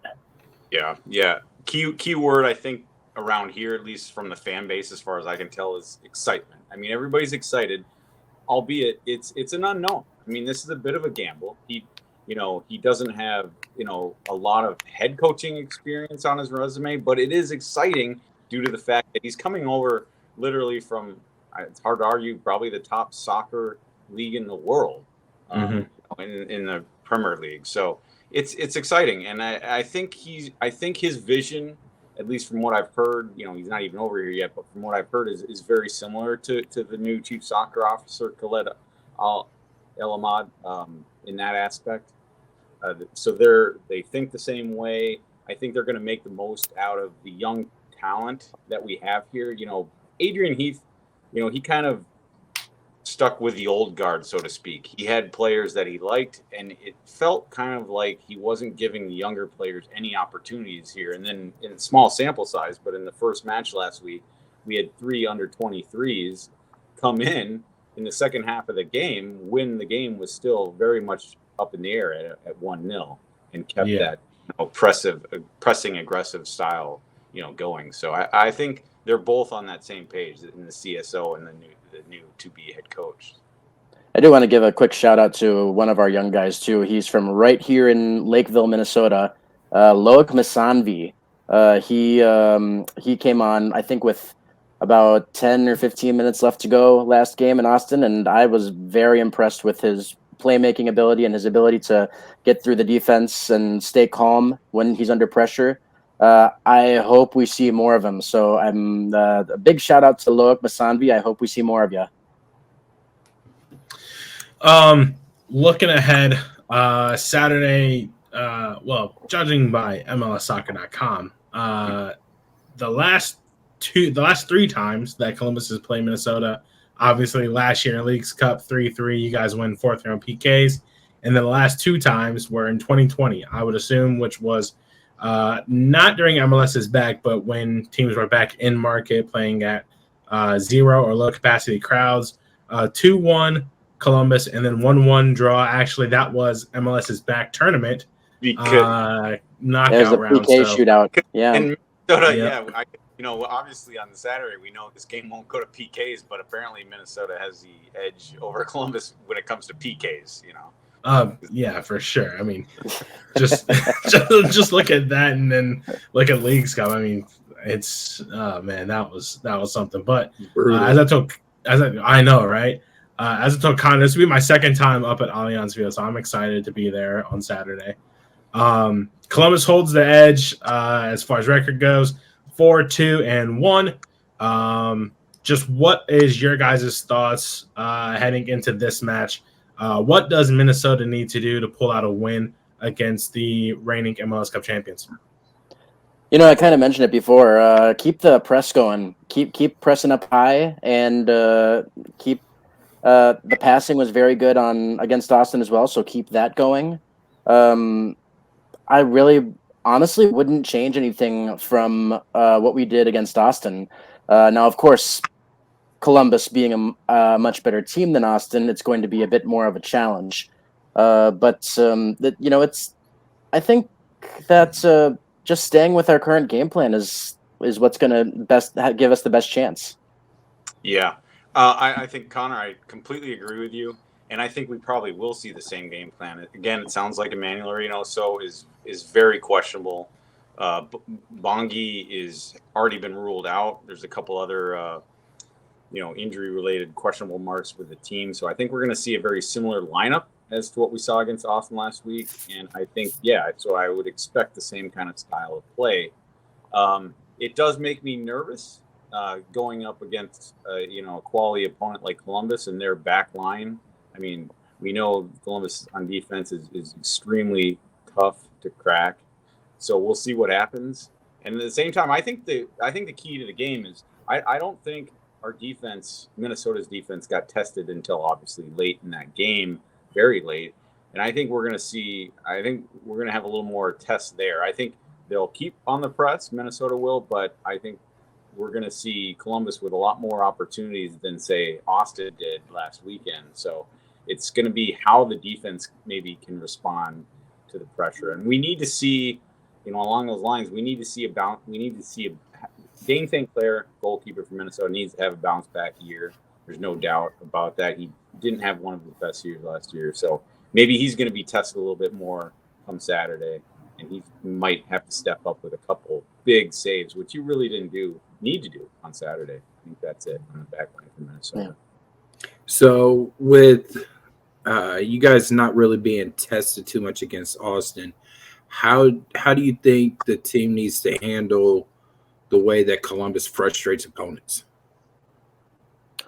I think that especially our back line is going to have a difficult time with Columbus's attack, especially with a former Minnesota favorite in Christian Ramirez down there. I think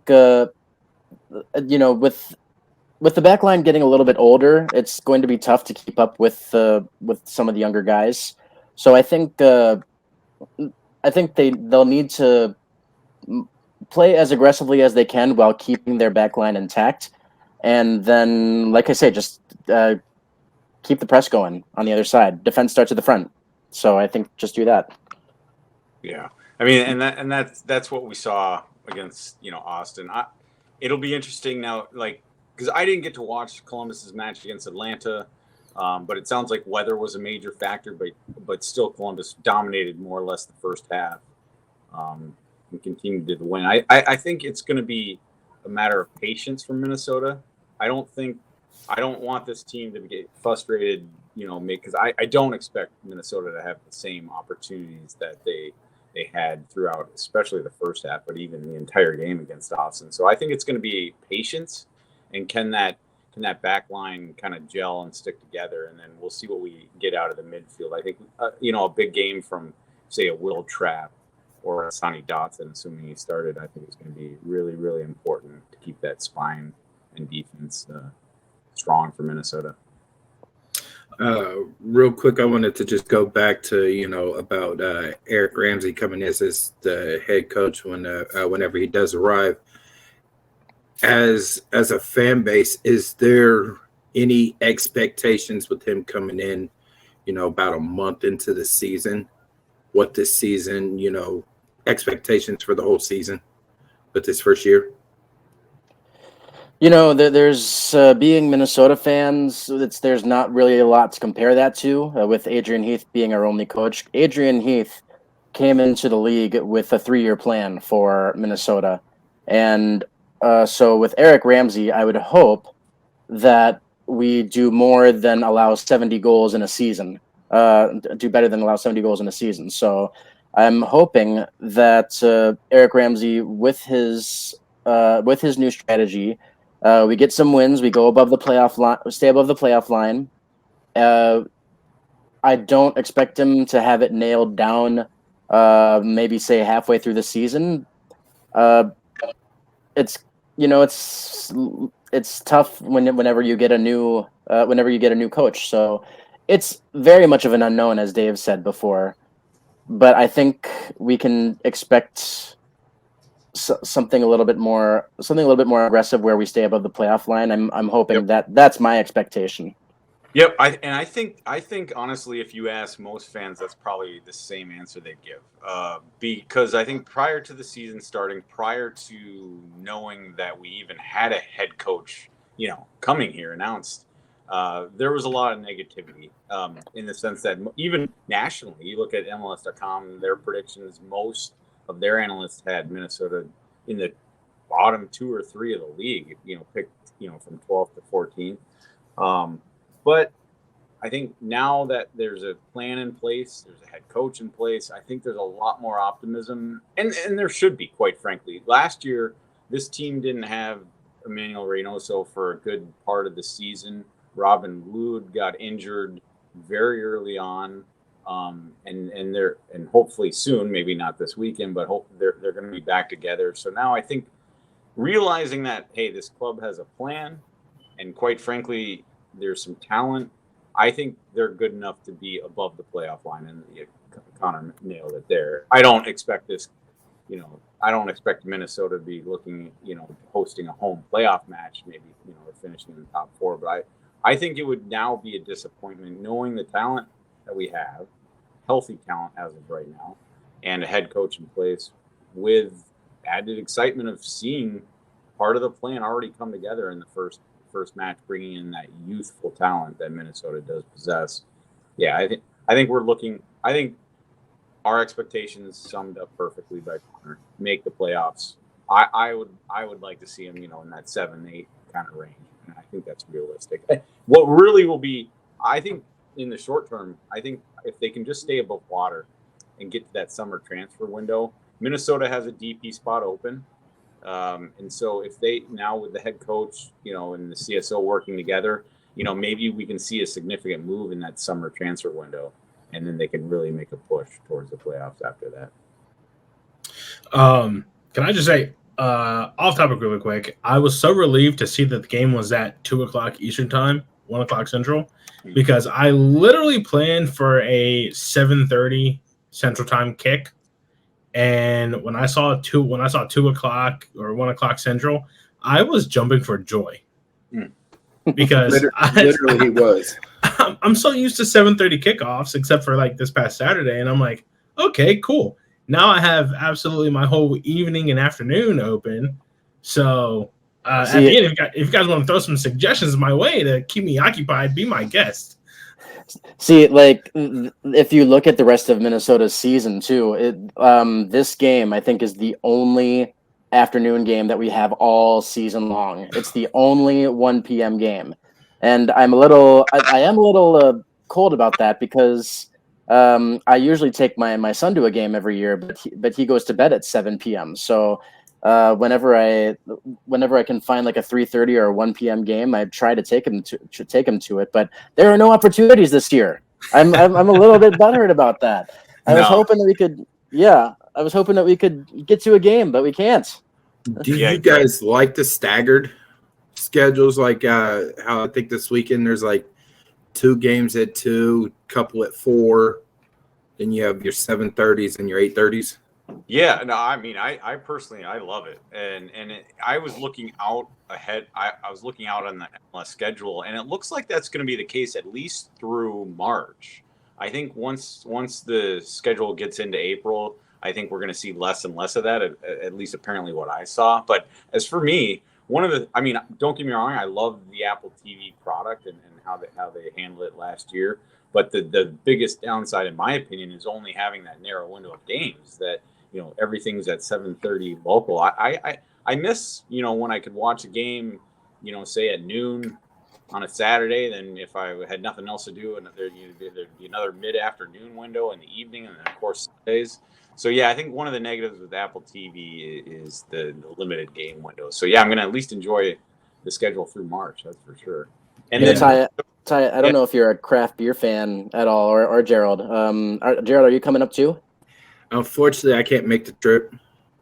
Oh, gotcha. Well, Ty, whenever you're up here, there is we cover Minnesota craft breweries up here too. There is a brewery down the street from Allianz Field called Dual Citizen. I believe that's where the supporter section goes before the game. So if you're interested in some beer and hanging with some Minnesota faithful, that's the place to go. The Dual Citizen Brewing Company. I will definitely keep that in mind. Bring me back a bottle or two, Ty. There you go. Can I take alcohol on a plane? I believe you can. As long as you check the airport. Yeah. Okay. Yeah. So as long as I check it.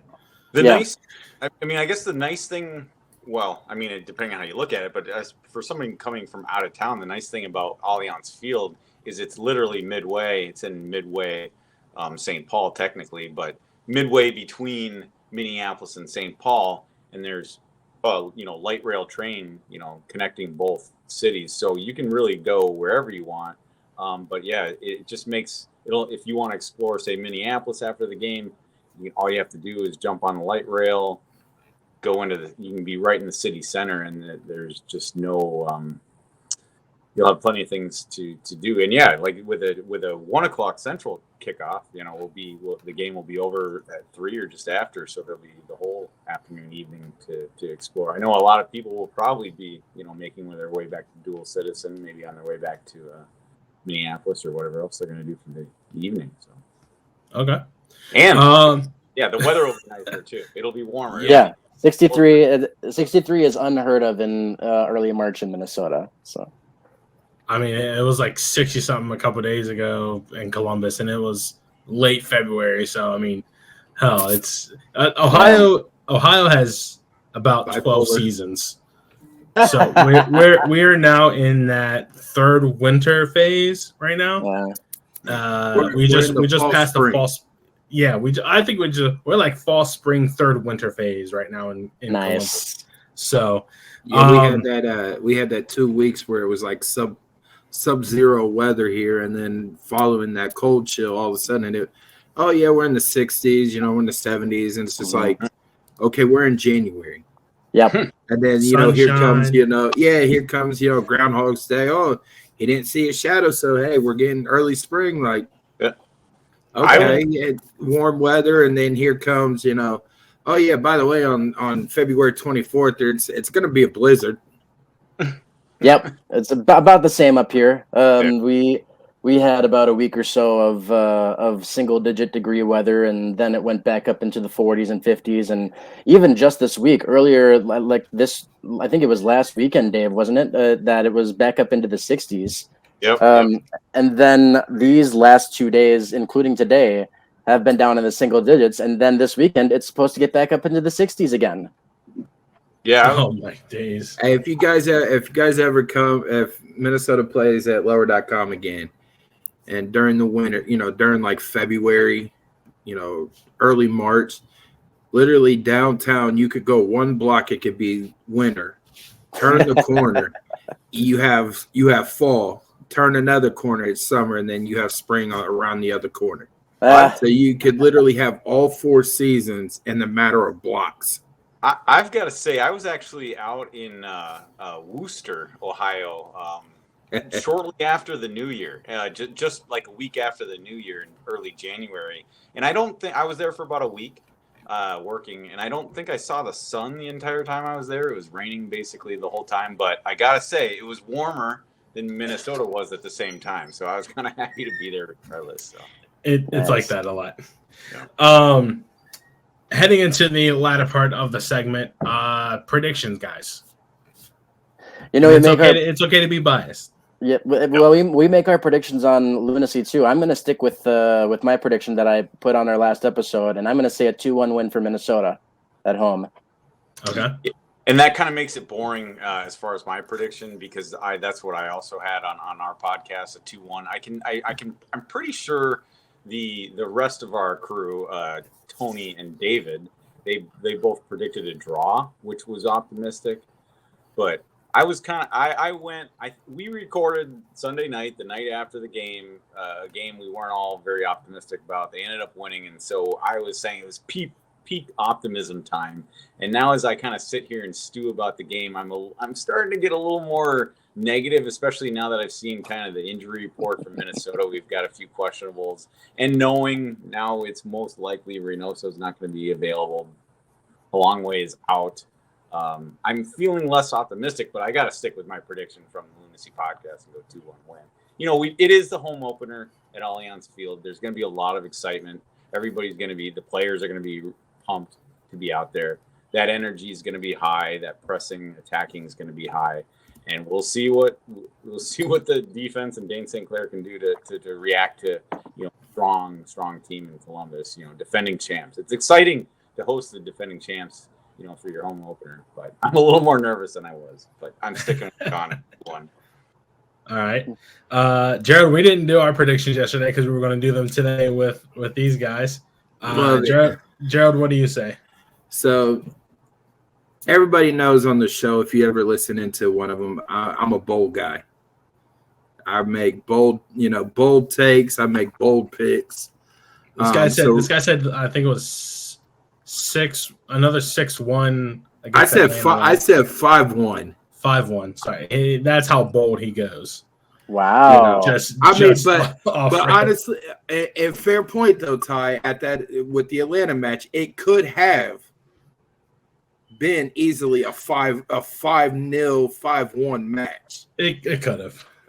All fairness to him, yes, it could have been. That sounds like the Minnesota-Austin game. We could have easily won that game 5-1 too, for sure. I was watching that game, by the way, and holy hell, you guys are peppering Brad Stuver.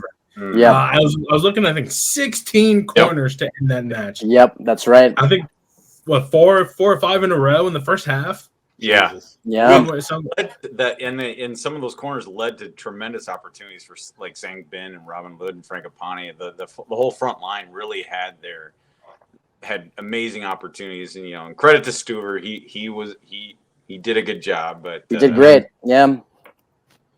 So before I make my pick, real quick, you two, Northern Light versus Starry Night. Oh. I forgot about that.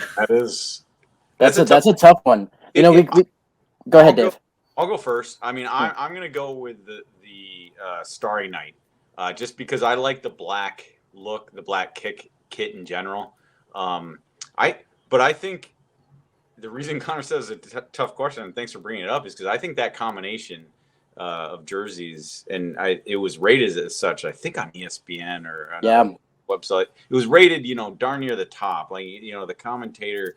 I think it was the top. It was the top. Author of that basically said, that combination is maybe arguably the best. Obviously in Minnesota's MLS history, but maybe you go back a little further too. But man, they're really, really great kits.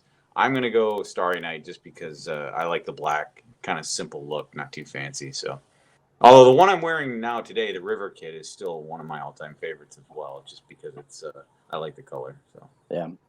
I think I agree with you, Dave. I think I'm going to go Starry Night, even though I love the Northern Lights kit. I bought it right away when it came out last year, and I still have yet to get the Starry Night kit, but I plan on doing that as soon as I possibly can. But yeah, I think I'm with you, Dave. That the Starry Night is a little bit more simple while still kind of wowing anybody who sees it. It's. I think Starry Night for me too, even though they're both awesome. Okay. And what do you guys think your 2024 version? I mean, because there's Charlie Brown. Yep, the Charlie Brown kit. I love it. Me, like at first, I thought that everybody was bullshitting around. Like, oh, this is a fake leak. There's gonna be something special. On reveal day. Then once it was confirmed, I'm like, whatever. But then, seeing it during the season opener and actually holding one in my hand and looking at it, in the middle, it sort of looks like the state of Ohio with like a heartbeat coming from it. So, pretty much like the crew is the heartbeat of Ohio, in MLS, right? So, and then seeing it on players, right, in person, it was like, I love it. And then you add in the fact that, the supporters, you add in media, you add in the admin for Columbus, is social media, all playing into the whole Charlie Brown. Yeah. And the club has dearly embraced the Charlie Brown memes. They really have. But, if you look at it, Charlie Brown and Peanuts is an original cartoon that people grew up on, right?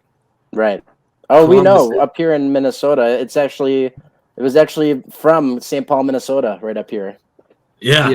So, and then with Columbus being one of the original teams, you sort of, original cartoon, comic, original MLS. I love it, honestly. Yeah, I think the Columbus Crew is lucky. I think first of all, the yellow black, that's a sharp look. First of all, sharp colors, it works well. It's just it's hard to make a bad jersey, I think, when that's what you're dealing with in black. Yeah. Jerald, prediction? All right, so since they went with the Starry Night, I do like the Starry Night, but I do love the Northern Light kit because it just represents, the northern skies. You guys didn't have any things surrounding the Loon crest. So with that being said, I'm going 4-0 Columbus. All right, that's bold. That is a bold pick. That is bold. And you obviously saw our kind of homerism, in our predictions as well, considering we're playing the defending champ. So, yeah, I just think I think Christian gets a goal against you guys as I think he return. does. Because Christian Ramirez, he did not come in last week, did he not? No, but he's fresh. Yeah, so hopefully, I don't know if he'll be in the crack the starting 11, but hopefully we'll see him because I'm sure myself and everybody else at Allianz will be ready to give him a standing ovation when he comes in. So yeah, and then I think Cucho gets a brace. Oof. Cucho is just Cucho, Yeah. So. And then the fourth is just probably an own goal, maybe. I don't know. No, not an own goal. I think he hits one. I was about to say 10-1. You say Jason Russell Rowe. No, he might not be starting this week. Fair. It just all depends on the profile that Coach Nancy wants to throw out there. Yeah, because he's real big on profiles when it comes to opponents. Oppositions, yeah. Mm-hmm. So I think it's Yao, Cucho with a brace, and Christian either he starts or he comes in, in the second half, and you see that connection between Rossi or Cucho and Christian. I'm probably gonna go more realistic. Yeah, I'm probably gonna go 3-1 Columbus. Just a little more realistic. Yeah, I'm probably gonna go 3-1 Columbus. But I kind of see it 1-1 at the half, and then Columbus kind of turns it on second half, and gets those two probably midway through, pulls out a dub. Spoil the home opener for you guys, but I mean, yeah, it is what it is. So last segment of the show, we like to play a game called Yellow Card, Red Card. Basically what it is it does not have to be soccer related. It can be whatever you want it to be. Okay. So a yellow card, and Jerald, you got him. I have him here. Yes. Yellow card is something that you don't like, but you tolerate. A red card is something you absolutely hate. You can't stand it. It's your demise. So again, does not have to be soccer related at all. It can be, I ran out of toothpaste. I'd probably give that a yellow card. Or the fact that I almost got T-boned 3 times on the way home from work today, I'd probably give that a red because Columbus drivers suck ass. So what would be your guys' yellow card and red card? Oh boy. I think my yellow card, I'm a dad to a 2-year-old son, and he is a great kid. He's, probably about 90% of the time he's very, very on point, and like I couldn't have asked for a much better kid than him. But when he has his big feelings, he has his really big feelings. So as a dad, I train myself to just kind of be there for it. It's not something I like doing, but it's something that I want to be there for him. So I'll give that a yellow card. I'll tolerate it. Okay. Yeah. Fair. Yellow card. I don't know. It's interesting you brought up traffic because I was driving home from work just about an hour ago, and it's. I'll go specific for you. Slow drivers in the left lane. That's too specific, but that just kills me when they. I don't know how. I just don't understand it. I don't know how you can be sitting in that left lane, knowing that there's 4 or 5 people behind you, and just sitting there, not moving. How do you just not know? How are you not aware of your surroundings? I don't know. Right. So that's frustrating. I'll give it a yellow only because, it's not the end of the world. What am I complaining? I made it home safely, but yeah, it's a little bit annoying. Okay. Any red cards for you guys? Well, I'll do 1 red card, and it's going to be food related. Blue cheese. Not a blue cheese fan whatsoever. Cannot stand it. If you put blue cheese in front of me and I even smell it, it's no. You're not going to do that with me. Yeah. Okay. I guess, and I'm not. I almost don't even want to bring it up, but I'm not going to get political. But if I was going to bring up 1 red card, it would be not. It would be not having the willingness to debate or discuss issues, as opposed to always, trying to, be the loudest and not being open to, like, I listen to you guys, say, Loons are going to lose 4-1 this weekend, 3-1 this weekend. You know what? Let's have a conversation. We did. I appreciate that. But if I was to sit here and say, no way, that's not possible, not going to happen, I want to open up people's, let's have more debates. Let's stop having so many arguments. Stop trying to be right. Just have a debate. Have a discussion. Definitely. Yeah. Definitely. Jerald, you got some? I do. So, our first one is people FaceTiming and not using their blinkers while on the freeway doing 75 miles an hour, which I actually got ran off the road yesterday on my way to go record. And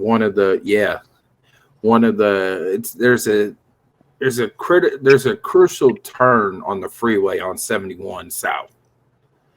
And right as you're going around that turn, somebody was not paying attention because they were FaceTiming.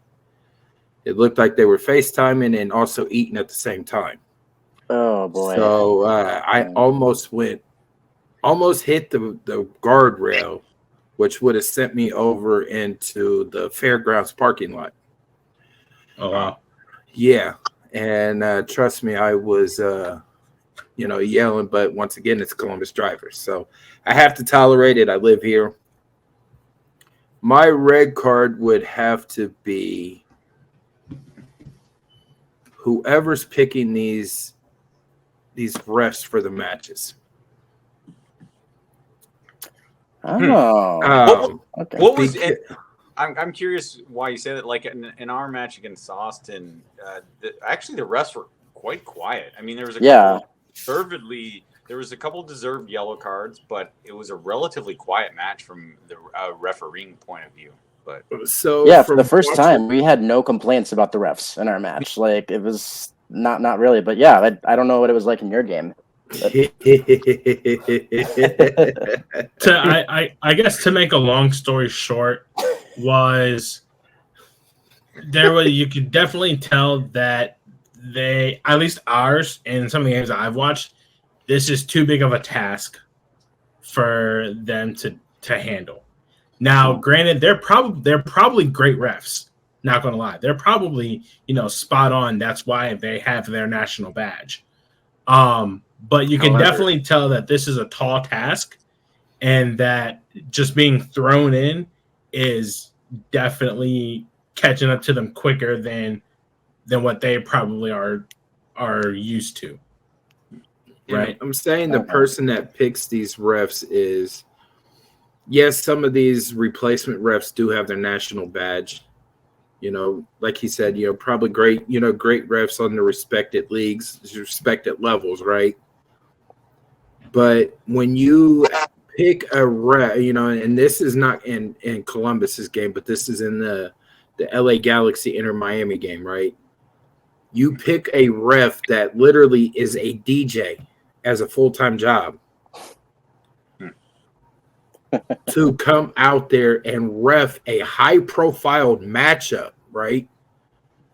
That blows calls to where there was the second yellow on Delgado, which the league has now since rescinded it, which he'll be available this weekend for the Galaxy, but it should never have been called. If anything, it should have been embellishment on Busquets for the way, because Delgado never touched him. So, and, it's just one of those where there's other games that there was blatant calls that should have been, yellows, or should have been, a free kick awarded, that some of these refs, said, no, play on, right, in other games. And, there was a couple, I'll say Atlanta got away with one, where, depending on the view, because we couldn't really see it, they called Columbus offside, but Brad Guzan had touched the ball outside of the box. Oh, yeah. That's that. But that's my red is for whoever is picking these refs. I'm going to go short and sweet on mine. Probably yellow card for me because I picked a flight where I have a 4.5-hour delay in Midway. Yikes. Going up to Minneapolis. Way to go, Tyler. Yeah, I know, right? So I have no idea what the hell I'm going to do. I don't like it because I wasn't paying attention, but I'll tolerate it because I get to go to Minnesota anyway. And then obviously I think I just said it, my red card would have to be almost getting T-boned 3 times on the way home from work because Columbus drivers suck ass. So it's terrible. They can be bad up here too. I don't think it's not just a Columbus thing. I'll say that. But. Well, it's not that bad up here. It's more so like you say, Dave, our problem is drivers going too slow all the time on the freeway. So that you see a lot of that, but not so much. Not a lot of reckless driving. Yeah. It's a Midwest thing. Yeah. Totally. Dave, Connor, where can the lovely fans of our show find you guys at?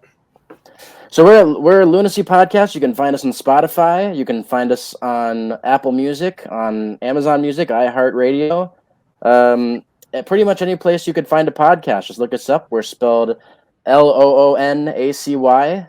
And you can follow us on Twitter as well at LoonacyP. Yeah, the Twitter is the one I would say, give us a follow on Twitter, and that's kind of where we do the most interactions, and like to meet new people, new podcasts like yourself. So yeah, that's it. Sweet. Dave, Connor, thank you guys so much for doing this with us. Good luck on the weekend. Good luck to you. Hopefully, thank you. Jerald, my friend, this has been the Wisemen Say Podcast, powered by Yama Media. Ty Fisher alongside Jerald Lucas. Jerald, my friend, as tradition goes, Wisemen Say. Only fools rush in. Peace out, everybody. Have a great weekend, and go Crew.